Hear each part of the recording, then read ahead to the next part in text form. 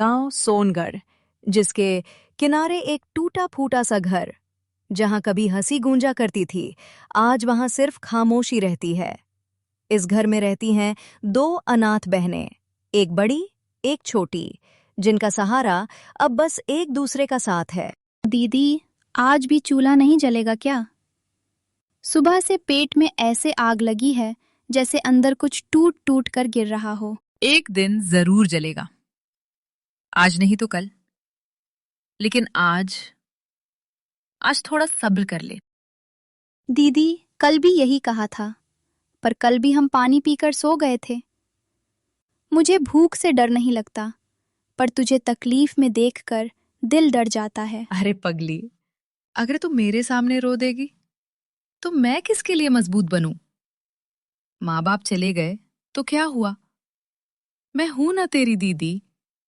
मैं जिंदा रहूंगी तो तुझे भूखा नहीं मरने दूंगी। दीदी, जब अम्मा थी तो रात में भी रोटी मिल जाती थी।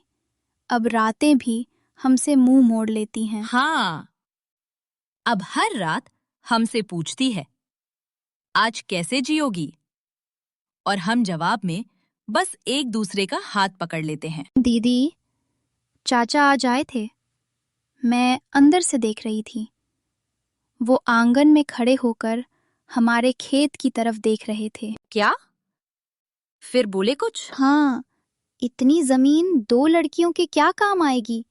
हम संभाल लेंगे, ऐसा बोल रहे थे, जैसे वो जमीन नहीं हमारी किस्मत मांग रहे हों। उन्हें क्या पता, ये जमीन नहीं है, ये अम्मा बाबा की आखिरी निशानी है। अगर ये भी चली गई तो हम कौन रह जाएंगे? दीदी, क्या चाचा हमें घर से भी निकाल देंगे? नहीं, जब तक मेरी सांस चलेगी कोई हमें इस घर से नहीं निकाल सकता।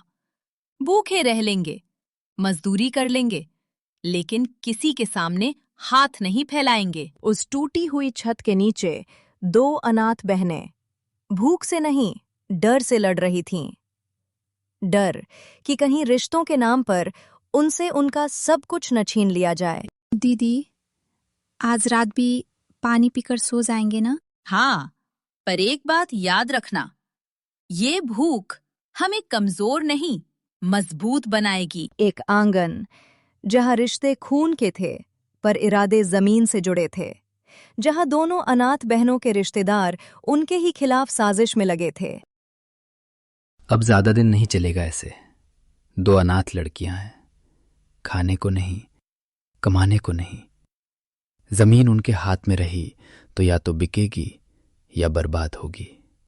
हाँ भाई, लड़कियों की जमीन हम मर्दों के लिए ही होती है। कल को कोई बाहरी आ जाएगा, फिर पछताते रह जाएंगे।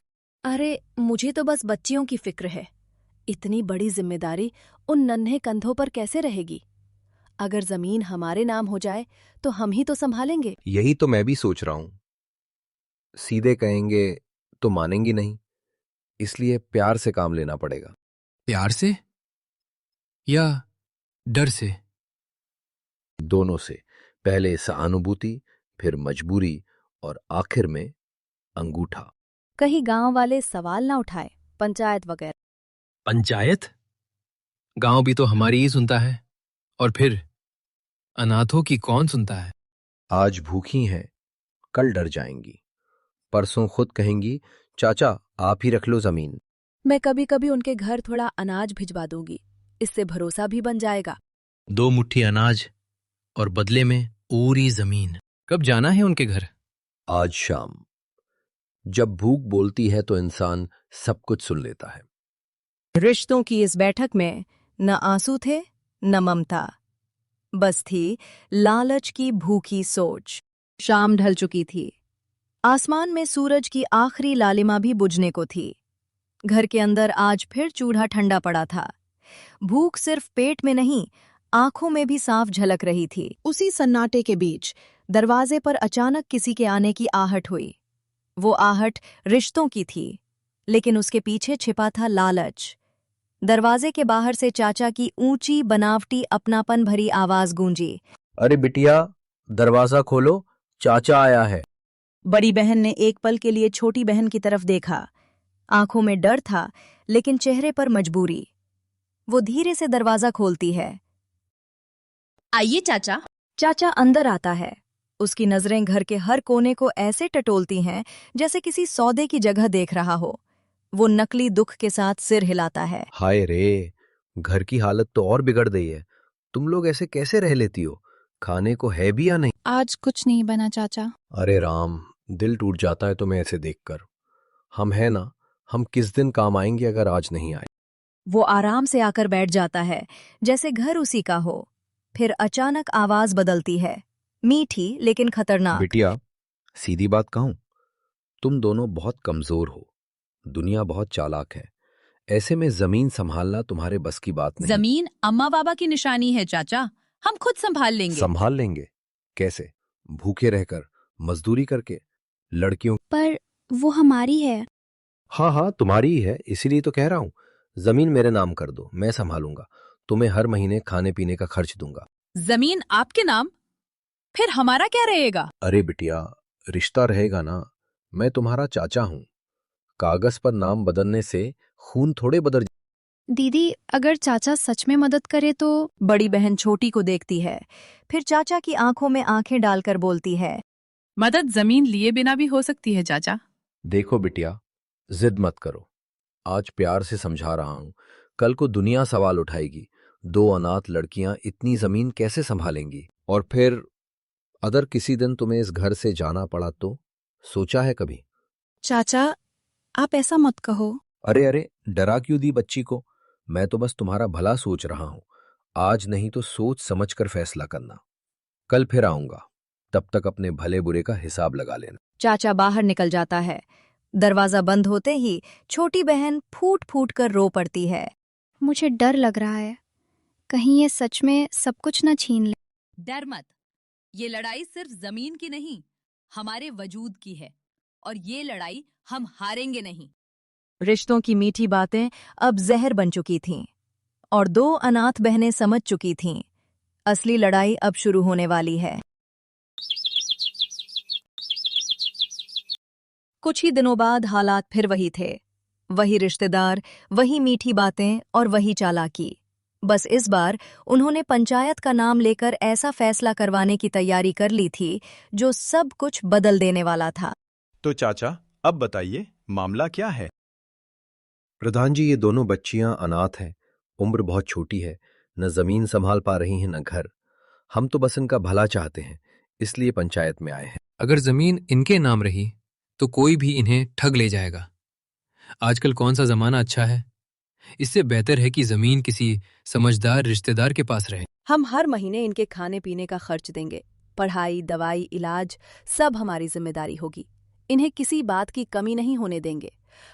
दीदी, ये सब बड़े लोग हैं, जो कह रहे हैं वो सच ही होगा ना? पता नहीं, लेकिन हमारे पास और रास्ता भी तो नहीं है। उम्र वाकई कम है, ऊपर से लड़कियां हैं। जमीन संभालना आसान काम नहीं होता। प्रधान जी, जमीन हमारे अम्मा बाबा की निशानी है। हम मेहनत करेंगे, संभाल लेंगे, बस थोड़ा वक्त चाहिए। मेहनत से पेट नहीं भरता। बीमार पड़ गई तो इलाज कौन कराएगा? आज हम आगे नहीं आए तो कल ये दोनों सड़क पर होंगी। पंचायत में फुसफुसाहट फैल गई। कोई कुछ बोल रहा था, कोई सिर हिला रहा था। दीदी, अब सब ठीक हो जाएगा ना? हाँ, शायद। कागजों पर अंगूठे लगे, और उसी पल 2 अनाथ बहनों से उनका सबसे बड़ा सहारा छीन लिया गया। समय बीतता है, कई हफ्ते चले जाते हैं, लेकिन आज भी दोनों बहनों की वही हालत थी। चूल्हा कई दिनों से जला नहीं था।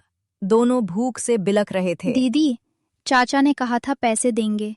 आज 3रा हफ्ता हो गया, कुछ भी नहीं आया। सब्र कर, आज मैं कहीं मजदूरी ढूंढूंगी, कुछ न कुछ लेकर लौटूंगी। उम्र छोटी थी, इसलिए भरोसा कर लिया, लेकिन यही भरोसा हमारी सबसे बड़ी गलती बन गया। जमीन हाथ से जा चुकी थी, पैसे कभी आए नहीं, और 2 अनाथ बहनें अब पहले से भी ज्यादा भूखी, ज्यादा बेबस और ज्यादा अकेली हो चुकी थीं। सिया दोबारा अपने चाचा के घर जाती है, उनसे मदद मांगने। चाचा, मैं हूँ सिया, थोड़ी देर बात करनी थी। क्या बात है, सुबह सुबह क्यों आ गई? पंचायत में आपने कहा था कि हर महीने थोड़ा खर्च देंगे। छोटी की तबीयत बहुत खराब है। 2 दिन से उसने ठीक से कुछ खाया नहीं। बस करो ये नाटक, हर बार वही कहानी। खेती से सोना नहीं उगता, समझती क्यों नहीं? वह हाथ जोड़कर बोलती है। नाटक नहीं चाचा, मजबूरी है। आपने खुद वादा किया था। वादा वादे की रट मत लगाओ। जमीन अब मेरे नाम है, तुम दोनों का मुझ पर कोई हक नहीं। ये सब पास खड़ा गांव का एक आदमी देख रहा होता है और वो बोलता है, जब तक जमीन थी तब तक रिश्ते थे, और अब दोनों बहनों को मरने के लिए छोड़ दिया है। पंचायत में बड़े बड़े वादे किए, लेकिन इन लालचियों को बस अपनी फिक्र है, उनसे कोई रिश्ता नाता नहीं। जमीन ले ली, वो भी सह लिया। पैसे नहीं देने हैं तो मत दीजिए, लेकिन झूठे वादों से और मत तोड़िए। अनाथ होकर इतनी हिम्मत आ गई? जाओ मजदूरी करो, भीख नहीं मिलेगी। तो यही है रिश्तों की सच्चाई। जमीन गई तो अपनापन भी चला गया। सब लालची है। उस समय बड़े बड़े वादे कर पंचायत में हमारी जमीन ले ली, और अब कोई मदद तक नहीं करना चाहता, एक पैसे की।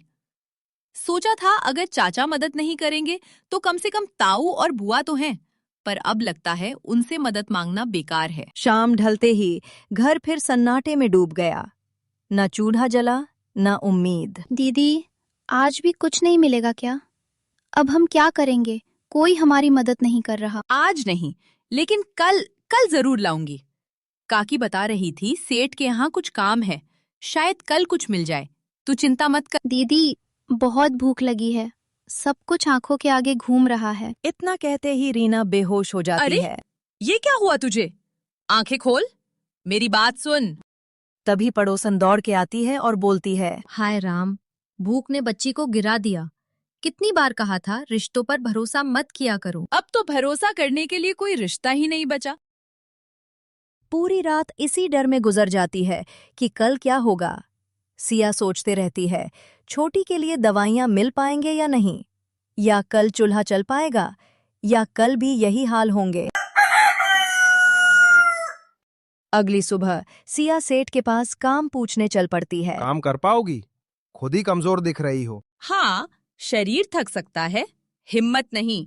बस बदले में थोड़ा अनाज दे दीजिएगा। सिया आधे दिन दुकान पर काम करती है और उसके बदले कुछ अनाज लेकर घर वापस लौट आई है। सिया घर पहुंचती है और खाना बनाने लगती है।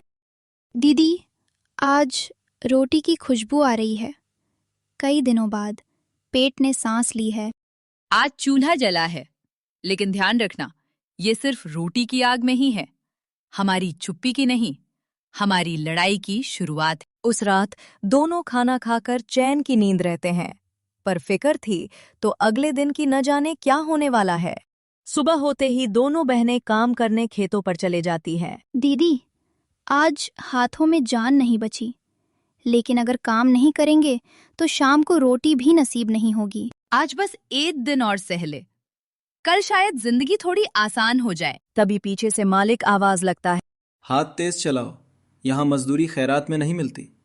यहाँ पर बातें नहीं, काम करना है, काम पर ध्यान दो। दीदी, सर घूम रहा है, आंखों के आगे सब अंधेरा छा रहा है। अरे थोड़ा दम ले, चल पेड़ की छांव में जाकर बैठ जा, थोड़ी सांस लेगी तो क्या पता कुछ सही हो जाए। वो एक पेड़ के नीचे बैठ जाती है, पर उसके हालात में कोई सुधार नहीं होता। कुछ समय बाद सिया अपना काम कर अपनी बहन को लेकर घर चले जाती है और उसे एक जगह लेटा देती है। दीदी, बहुत ठंड लग रही है, सांस जैसे बोझ बन गई है। हे भगवान, इतना तेज बुखार, मेरी बहन को कुछ हो गया तो?